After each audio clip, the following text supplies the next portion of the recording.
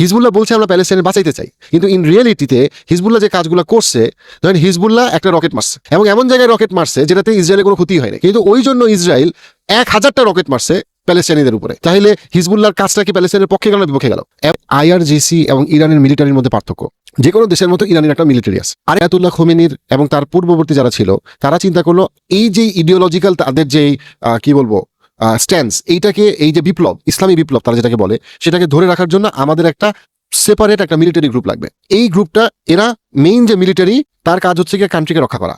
But তার বাইরে আরেকটা আমাদের গ্রুপ লাগবে, সেটা হচ্ছে আইআরজিসি। এই আইআরজিসি হচ্ছে যে সরাসরি সে রিপোর্ট করে কাকে? আয়াতুল্লাহ খোমেনিকে। এবং ব্যাপারটা এরকম, আমি যদি বাংলাদেশের কনটেক্সটে বলি, ধরেন আপনার বিএনপি, আমাদের বাংলাদেশের একটা মিলিটারি আছে, হ্যাঁ, এটা ডিফেন্স আছে, সে প্যারালালি আরেকটা মিলিটারি তৈরি করলো, যে হচ্ছে গিয়ে তার পলিটিক্যাল এবং মিলিটারি তার যে ইনফ্লুয়েন্স পুরো রিজনে, সেটাকে রাখার জন্য সে আরেকটা প্যারালাল মিলিটারি সে তৈরি করছে, যেটা দেশে বিভিন্ন কাজ করবে। সেটা মেইন মিলিটারি থেকে আলাদা, এবং আলাদা হবে, সে বিএনপিকে সে টিকায় রাখবে। তার কাজ হচ্ছে বিএনপিকে টিকায় রাখা, যে কোনো মূল্যে যেন বিএনপি থাকে, এবং সে সারা পুরা বাংলাদেশ এবং বাংলাদেশের বাইরে সে ইনফ্লুয়েন্স তৈরি করবে। জাস্ট বোঝানোর জন্য আমি এক্সাম্পলটা দিলাম। ইরানের এই যে আয়াতুল্লাহ খোমেনির দল, তারা এই আইআরজিসি কে তৈরি করছে, ভালো কথা তৈরি করছে। এই আইআরজিসি কে দিয়ে তারা এক্সিস অফ রেজিস্ট্যান্স তৈরি করছে, যে এখানে ইরান আছে, ইরানের হুতিরা আছে, এবং আপনার হিজবুল্লাহ আছে। এরা কি করছে? সমানে প্রক্সি ওয়ার চালাইছে। ইরানের যখন যারে যেমনে ইচ্ছে সে প্রক্সি ওয়ার চালাইছে, দেশের ভিতরে, দেশের বাইরে, সবখান, দেশের বাইরে মূলত বেশি, পুরা মিডল ইস্টে তারা ছড়াই গেছে।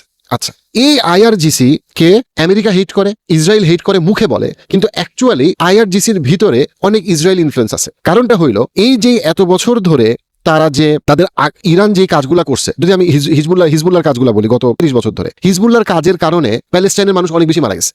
হিজবুল্লাহ বলছে আমরা প্যালেস্টাইনে বাঁচাইতে চাই, কিন্তু ইন রিয়েলিটিতে হিজবুল্লাহ যে কাজগুলো করছে, ধরেন হিজবুল্লাহ একটা রকেট মারছে এবং এমন জায়গায় রকেট মারছে যেটাতে ইসরায়েলের কোনো ক্ষতি হয়নি, কিন্তু ওই জন্য ইসরায়েল 1000টা রকেট মারছে প্যালেস্টাইনিদের উপরে। তাহলে হিজবুল্লাহর কাজটা কি প্যালেস্টাইনের পক্ষে গেল না বিপক্ষে গেল?